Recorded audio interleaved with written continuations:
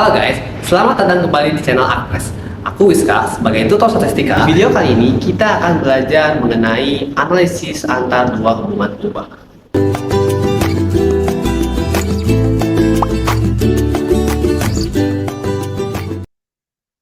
Oke, jadi sekarang kita bahas materi tentang modeling hubungan antar dua peubah. Oke, pertama ada data bivariat. Nah, dalam data bivariat ini ada suatu peubah atau variabel. Peubah atau variabel ini merupakan setiap karakteristik dari objek dalam populasi yang akan dianalisis.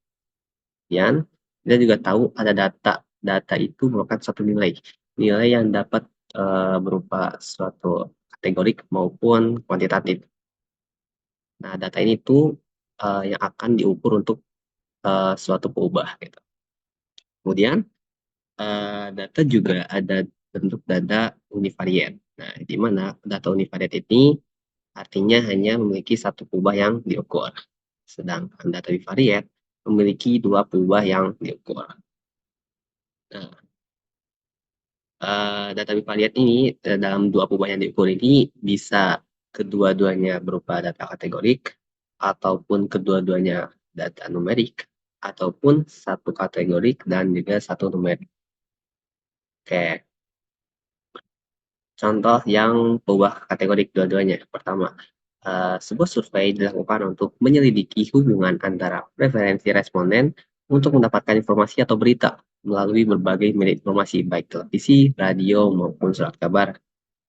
Dan juga hubungan dengan jenis kelamin. Nah, di sini kita ada dua data nih. Pertama, yaitu media informasi. Kemudian yang kedua ada jenis kelamin. Nah, media informasi ini merupakan peubah kategori. Nah, dengan di dalamnya ada televisi, ada radio, dan juga ada surat kabar. Kemudian, yang kedua yaitu jenis kelamin. Seperti yang kita tahu, jenis kelamin juga merupakan suatu peubah kategori. Nah, kemudian ada pertanyaan, apakah ada hubungan media informasi yang digunakan dengan jenis kelamin? Gitu. Oke. Kemudian, contoh kedua, di mana satu peubahnya kategorik dan satu peubah lainnya numerik. Misal, kita mengambil sampel 10 contoh ya, 10 sampel acak rumah tangga dari setiap 6 kecamatan di Bogor yang berbeda. Kemudian dicatat tagihan listrik mereka pada bulan Juni tahun 2021. Nah, sini kita ada dua peubah. Pertama, kecamatan di Bogor, gitu kan. Kemudian ada tagihan listrik. Nah, kecamatan atau lokasi itu merupakan peubah kategori, di mana di sini ada 6 kategori, yaitu ada Bogor Barat, Bogor Timur, Bogor Tengah, Bogor Utara, Bogor Selatan, juga Tanah Sareal. Nah, kemudian besaran tagihan listrik merupakan suatu peubah numerik. Nah, kemudian ada pertanyaan, apakah ada hubungan antara lokasi tempat tinggal dengan besaran tagihan listrik? Oke. Kemudian, contoh ketiga, ketika kedua peubahnya numerik. Dalam sebuah penelitian, ingin melihat hubungan usia dengan tingkat ketakutan anak-anak ketika dirawat di rumah sakit. Skor tingkat ketakutan diukur dengan menggunakan skala ketakutan medis anak, Child Medical Fear Scale. Nah, ini skor tingkat ketakutan ini dia merupakan suatu peubah numerik. Dia bukan ordinal, tapi dia merupakan suatu peubah numerik. Kemudian ada peubah numerik lainnya, yaitu usia. Usia anak merupakan suatu peubah numerik. Kemudian ada pertanyaan, apakah ada hubungan usia dengan skor tingkat ketakutan anak-anak ketika dirawat di rumah sakit? Nah, ketiga contoh ini dengan pertanyaan tadi akan dibahas di bawah. Oke.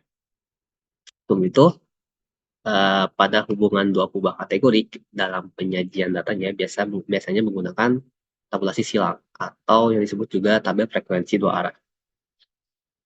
Nah, ukuran keeratan hubungan antar peubah kategori sering juga disebut sebagai ukuran asosiasi. Nah, salah satu ukuran asosiasi ini adalah chi-square.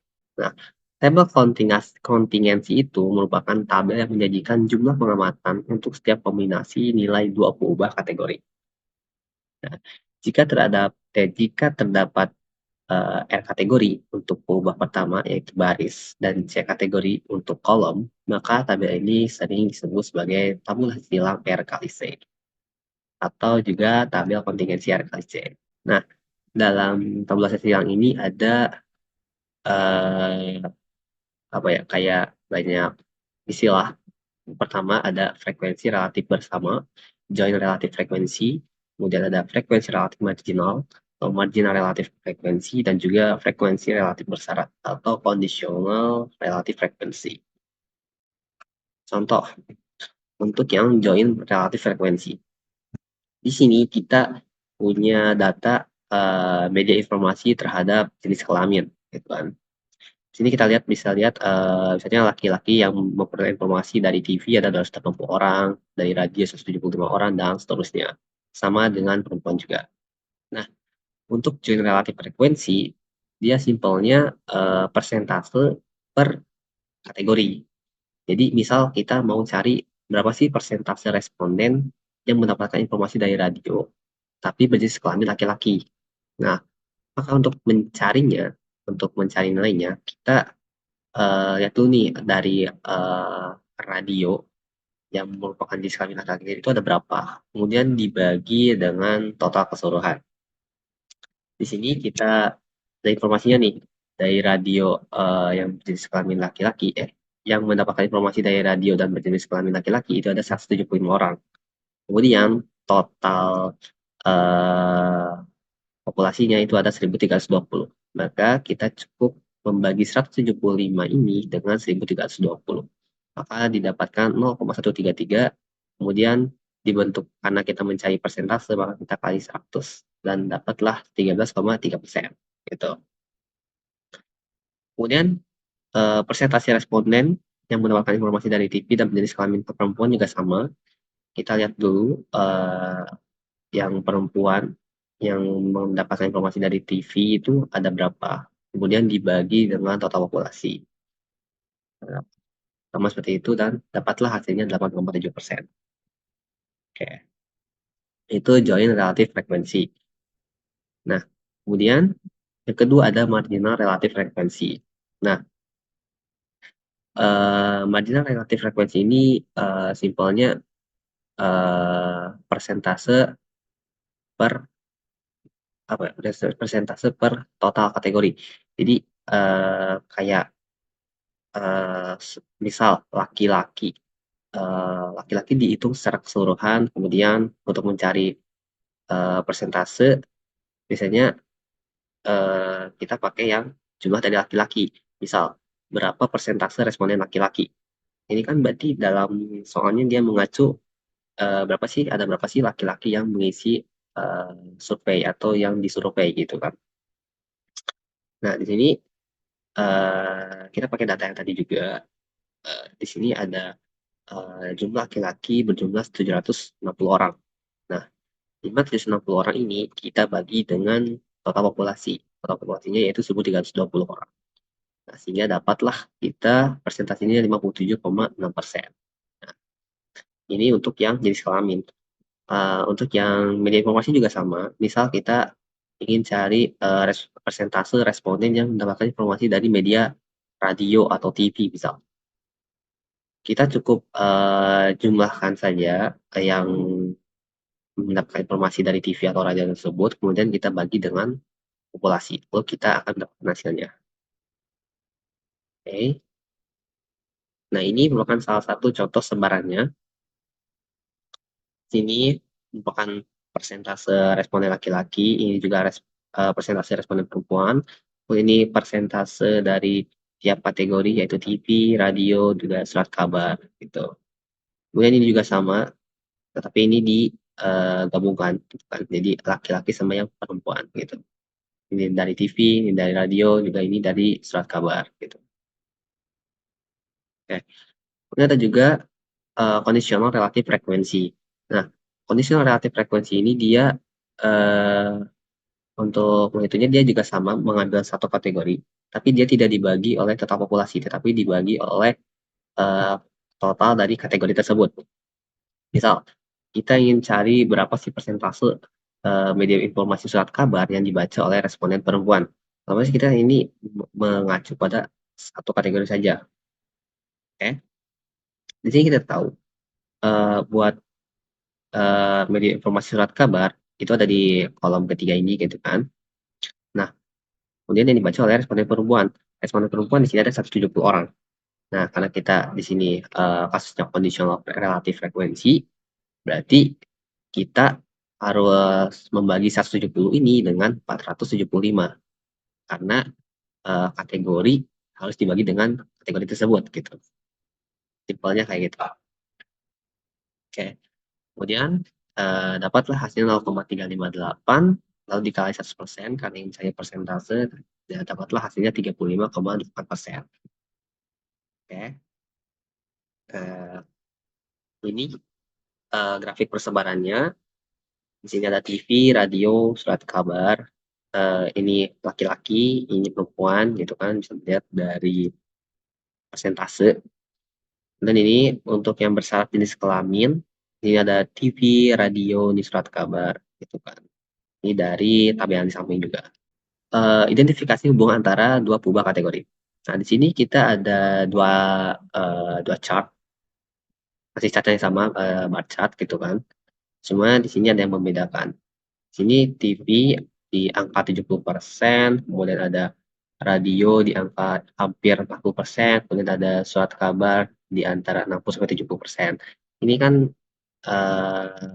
proporsinya berbeda-beda gitu kan. Nah, jadi kita dapat tarik kesimpulan nih bahwa media informasi ini dapat memprediksi dengan baik sebaran frekuensi relatif jenis kelamin. Karena dari grafik ini terlihat jelas gitu kan, sebaran frekuensi relatifnya itu dari jenis kelamin itu berbeda-beda untuk setiap media informasi. Yang TV dari laki-laki itu ada di angka 70%, sedangkan perempuan ada di 30%. Terus yang radio laki-laki ada di mungkin 38%, kemudian perempuan ada di 62%, dan seterusnya gitu kan. Nah, sedangkan di bar yang kedua, di grafik yang kedua, dia flat kayak ini yang di TV yang laki-laki. Jadi dia ada di angka 65%. Kemudian yang radio juga sama 65%, surat kabar juga sama 65%.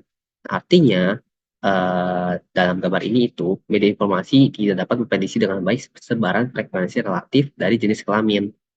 Dalam artian, sebaran frekuensi relatif dari jenis kelamin tidak tergantung dari jenis media, artinya nggak ada hubungannya, gitu kan? Karena dia flat, gitu. Beda dengan yang pertama tadi, dia variasi, gitu. Dan lanjut, hubungan dua kubah di mana satu kubahnya kategorik dan juga satu kubahnya numerik. Ketika data bivariate dihasilkan dari suatu kubah kategorik dan satu kubah numerik, nilai yang disajikan dipandang sebagai sampel terpisah. Nah, tiap set data diidentifikasi oleh kategorik atau level dari kubah kategorik.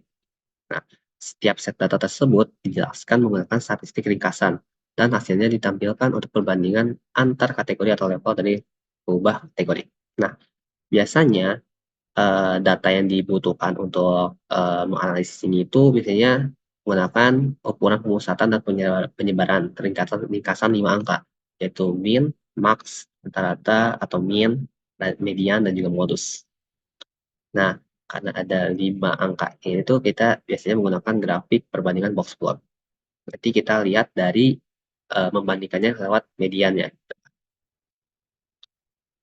Oke, misal nih, kita punya data yang tadi itu tagihan listrik ya, tagihan listrik dari 10 rumah tangga tiap 6 kecamatan di Bogor.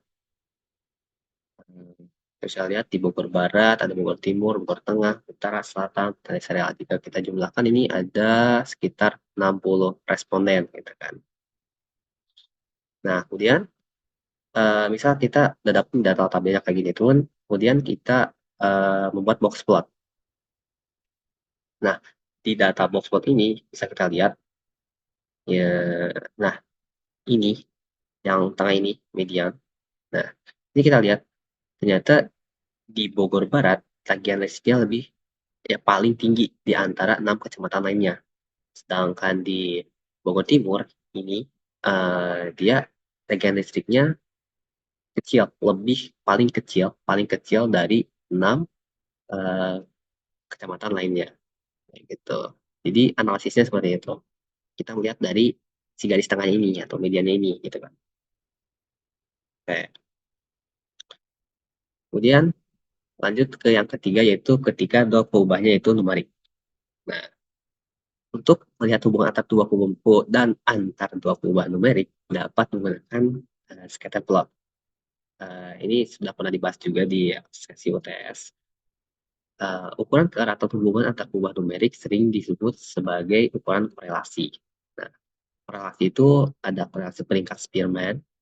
Kalau peringkat Spearman itu dia biasanya menggunakan data ordinal. Sedangkan ada kedua koefisien korelasi Pearson. Nah, untuk korelasi Pearson dia ketika kedua perubahannya itu numerik. Kan? Kayak misalnya ini, yang hubungan antara usia dengan tingkat ketakutan anak-anak. Ini ada usianya 8, ketakutannya 31. Nah, terus ada yang 9 tahun, tingkat ketakutannya 25. Tapi ada juga yang tingkat ketakutannya 40, dan sebagainya gitu kan. Kemudian kita ini olah dan jadikan scatter plot. Nah, misal ini jadi scatter plot dari hubungan antara usia dan juga tingkat ketakutan anak-anak gitu kan. Nah, dapat dilihat dari grafik, semakin bertambah usia anak tersebut, maka tingkat ketakutannya itu semakin kecil kan. Nah, berarti ini mengindikasikan hubungan linear negatif. Gitu. Jadi dari pas 6 tahun tingkat ketakutannya ada di antara 40 sampai 50. Kemudian di umur 8 tahun ada yang turun misalnya di antara 20 sampai 40. Kemudian di umur 12 tahun ada di antara 10 sampai 20 dan seterusnya gitu kan. Jadi eh tiap bertambah usia tuh turun gitu kan si tingkat ketakutan anak tersebut. Koefisien korelasi. Koefisien korelasi ini digunakan untuk melihat kekuatan hubungan linear antar dua kubah. Pertama, ada koefisien korelasi Spearman. Biasanya dilambangkan dengan RS. Nah, korelasi Spearman ini merupakan suatu nilai yang mengukur kekuatan hubungan linear antar dua kubah kategorik. Nah, kategori apa? Kategorik yang bersifat ordinal. Hanya ordinal. Kemudian, yang kedua, koefisien korelasi Pearson atau dinamakan dengan R adalah suatu nilai yang mengukur kekuatan hubungan linear antar dua perubahan numerik. Nah, untuk pesan ini dia bisa berubah interval ataupun juga rasio gitu kan. Kemudian untuk ke korelasi peringkat Spearman. Koefisien korelasi peringkat Spearman atau RS merupakan ukuran atas kekuatan hubungan antara data yang telah tersusun sesuai peringkat data. Jadi kan ordinal itu kan kita tahu ordinal dia merupakan satu data kategori di mana dia itu berupa range, range atau peringkat gitu kan. Nah, korelasi peringkat Spearman ini ada untuk menghitung hubungan antar perubahan berbentuk range tersebut. Nah, nilai dari korelasi ini berkisar antara negatif 1 sampai positif 1. Nah, kalau RS-nya ini mendekati plus 1, artinya ada asosiasi atau hubungan positif antar peringkat. Artinya, setiap kenaikan atau penurunan satu perubahan berasosiasi dengan kenaikan atau penurunan perubahan lain. Kemudian, ketika nilai RS mendekati negatif 1, artinya ada asosiasi atau hubungan negatif antar peringkat. Artinya, kenaikan atau penurunan satu perubahan berasosiasi dengan penurunan atau kenaikan perubahan lain. Kemudian juga ada ketika nilai RS-nya itu 0. Kalau dia 0, artinya tidak ada asosiasi atau hubungan apapun. Nah, ini rumus dari korelasi Spearman RS sama dengan 1 kurangi 6 sigma D kuadrat per N dikali N kuadrat min 1. Di mana N-nya itu adalah frekuensi atau jumlah data yang dipeningkatkan. Ada berapa gitu kan. Kemudian juga ada Ya di spearmint ini nanti kan ada data X, ada Y gitu kan. Ada X, peringkat data ke I, peringkat data ke I pada purba pertama, kemudian Y ada peringkat data pada purba kedua. Dan D ini merupakan X dikurangi Y. Oke. Nah, ini ada salah satu contoh soalnya, sudah saya coret-coret juga. Di sini ada data jumlah kehadiran kuliah dan nilai ujian akhir. Jadi kita ingin eh, melihat apakah ada hubungan antara kehadiran kuliah terhadap nilai ujian akhir mahasiswa. Akhirnya ada mahasiswa A, B, C, D sampai J, dan ada kehadirannya dan juga nilai ujian. Kita akan mencari berapakah nilai korelasi peringkat Spearman antara jumlah kehadiran dalam kuliah dan nilai ujian akhir. Nah, jadi kita dapat nih data dari survei. Karena kan sebelum kita mengolah data itu kan berarti kita kan harus survei dulu gitu kan. Kemudian juga mendapatkan datanya juga gitu kan.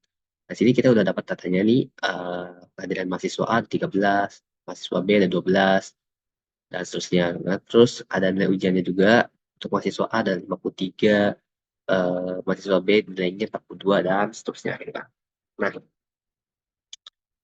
untuk menghitung nilai korelasi Spearman, kita menggunakan rumus 1 min 6 sigma DI kuadrat per N dikali N kuadrat min 1. Nah, eh, untuk mencari nilai DI kuadrat, kita kan harus mencari X dikurangi Y gitu kan. Nah, kemudian untuk mencari X dan Y-nya, itu kan artinya dia datanya sudah diperingkatkan. Nah, di sini kan dia masih datanya kayak 13, 12, 15, 15. Dia kayak data yang masih utuh mentah gitu kan, belum diperingkatkan. Jadi kita peringkatin dari yang paling kecil. Di sini yang paling kecil kan 10 ya. 10 kita kasih angka 1. Dia peringkat ke 1 gitu kan, karena paling kecil. Kemudian yang kedua itu di 12. Dia paling kecil kedua, ke 12. Kemudian yang paling kecil ketiga ada 13. Nah, di sini ke 13-nya ada 3 nih, ada 3 mahasiswa yang kehadirannya 13. Nah, untuk peringkatnya kita bukan 3, 4, 5 sesuai dari atas ke bawah ya, bukan 3, 4, 5, tapi kita karena di sini ada 3 gitu kan. Kemudian yang akan keisi di peringkatnya itu yaitu 3, 4, 5. Karena kan di tiga mahasiswa ini peringkatnya antara 3, 4, sama 5. Nah, kemudian kita jumlahin aja 3 ditambah 4 ditambah 5, kemudian dibagi 3. Berarti 3 ditambah 4 ditambah 5 itu kan 12. 12 dibagi 3, 4. Artinya mahasiswa yang kehadirannya 13 itu peringkatnya 4. Ini 4, ini 4, ini 4 juga. Kemudian karena tadi peringkatnya antara 3, 4, sama 5, sekarang berarti yang kita nyari yang peringkat ke-6. Nah, peringkat ke-6 ini ada di 15. Nah, karena 15-nya ada 3, kita lakukan hal yang sama, berarti kita cari peringkat ke-6, 7, sama 8. Kita tambah aja 6, 4, 7, sama 8 dibagi 3. Berarti 21 dibagi 3 itu 7. Nah, berarti ini 7, 7, ini juga 7. Nah, karena 3 mahasiswa tadi sudah mengisi rank di 6, 7, sama 8, sekarang berarti masuk ke rank ke-9. Rank ke-9 ini berarti di 16 sama 16 nih. Ada 2. Berarti kan yang ngisi berarti rank 9 sama rank 10. 9 tambah 10 berarti 19. Kita bagi 2. 19 bagi 2 berarti kita dapat 9,5. Berarti si mahasiswa I sama mahasiswa J ini ranknya di 9,5. Kemudian cara yang sama kita terapin di nilai ujian. Nah, yang paling kecil ini ada 32, kita rank 1. Kemudian yang kedua ada di 42, kita kasih rank 2. Kemudian 45, ini ada 2, karena yang dia ini bakal mengisi rank 3 dan juga 4. Kita jumlahkan 3 ditambah 4, kemudian kita bagi 2, kita dapat hasilnya 3,5. Ini 3,5, ini 3,5, kemudian kita cari yang rank ke-5. Karena tadi udah ya, 3 sama 4. Dan rank ke-5 ini ada 53, kemudian rank ke-6 ini 58, rank ke-7 69, rank ke-8 ada 70, rank ke-9 73, dan juga rank ke-10 76 gitu. Nah, kemudian kita di sini mencari DI. DI itu dia X min Y kan. Berarti ini DI. DI ini kan. X min Y. Berarti X yang diperingkatkan dikurangi Y yang telah diperingkatkan. Gitu kan. Sesuai dengan rumus yang ini, yang tadi. XI sama YI. Yang udah diperingkatkan. Bukan yang mentah ya. Oke. Sini 4. 4 kurangi 5 berarti min 1. 2 kali 2, 0. Kemudian 7 kurangi 8, min 1. 7 kurangi 7, 0. 1 kurangi 1, 0. Dan seterusnya ya ke bawah. Kita lakuin operasi yang sama, X min Y gitu kan. Nah, kita sudah dapat nilai DI-nya gitu kan. Dan kita kuadratkan. Karena kan di sini kita dimintanya DI kuadrat gitu kan. Nah, biar lebih mudah, kita langsung kuadratkan di sini aja gitu kan. Sini kita kuadratkan min 1 kuadrat di 1, 0 kuadrat 0, min 1 kuadrat 1, kemudian ini 0, 0, kemudian 0, min 6 kuadrat 36, kemudian dan seterusnya gitu kan. Kita udah dapat nih DI kuadratnya segini gitu kan. Lalu kita masukin aja ke rumus 1 dikurangi 6 sigma DI kuadrat per N dikali N kuadrat min 1. Kita masukkan angkanya 1 kurangi 6 dikali DI kuadratnya.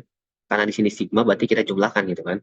Kita jumlahkan 1 tambah 0 tambah 1 tambah 0 tambah 36 tambah 4 tambah 0,25 tambah 12,25 tambah 36. Hasilnya adalah 90,5. Kan? Kemudian dibagi 10 dikali 100 min 1. Dan kita dapat 1 kurangi 6 kali 90,5 dibagi 990 gitu kan. Dapatlah 1 dikurangi 0,5485. Nah, langsung kurangi aja berarti sama dengan 0,4515. Jadi jawabannya adalah yang A. Gampang ya.